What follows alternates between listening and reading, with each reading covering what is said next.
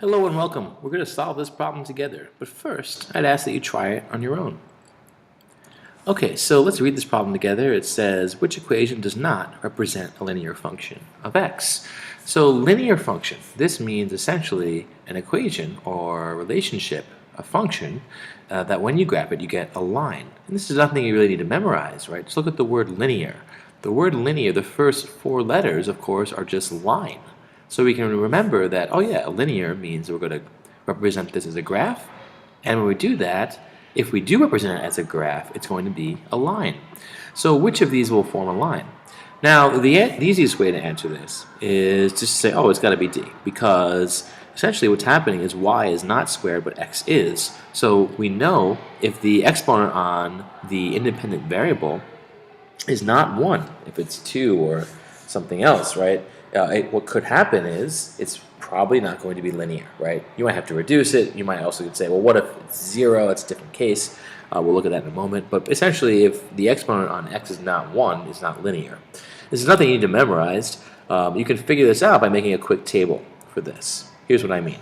Let's say you have x and y, and you want to figure out, is this thing linear? Well, y equals 3x squared minus 2. So let's just plug in a couple of numbers for x to see what happens. If I plug in 0 for x, y equals 3 times 0 squared, that's 3 times 0 or 0, minus 2. So when x is 0, y is negative 2.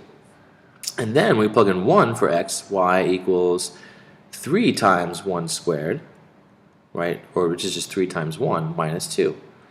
So we have 3 times 1, which is 3 minus 2, which is 1. So what just happened? X went up once, but y went up by 3. So if this was linear, the next time x goes up by 1, we should also see it go up by 3 again. Let's see what happens.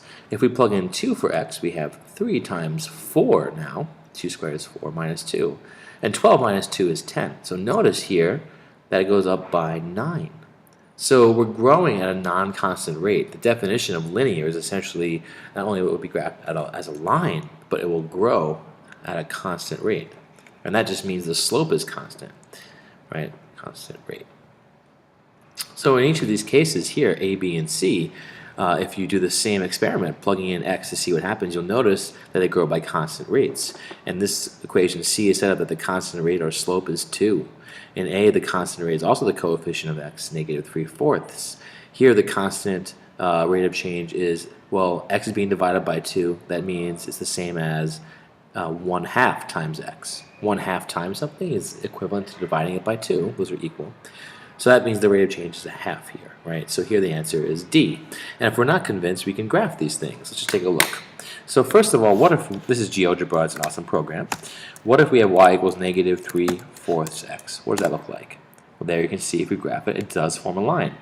What if we have y equals, what was the other one?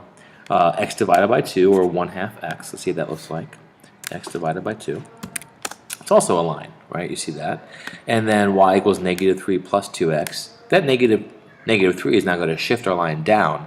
It's not going to go through the origin here like the other ones. So this time y equals negative 3 plus 2x. You can see it's starting down here at negative 3. And then if we graph the final one, the one that's the answer, 3x squared minus 2, we'd see a beautiful parabola here. 3x squared minus 2. You see this U shape, that's the parabola.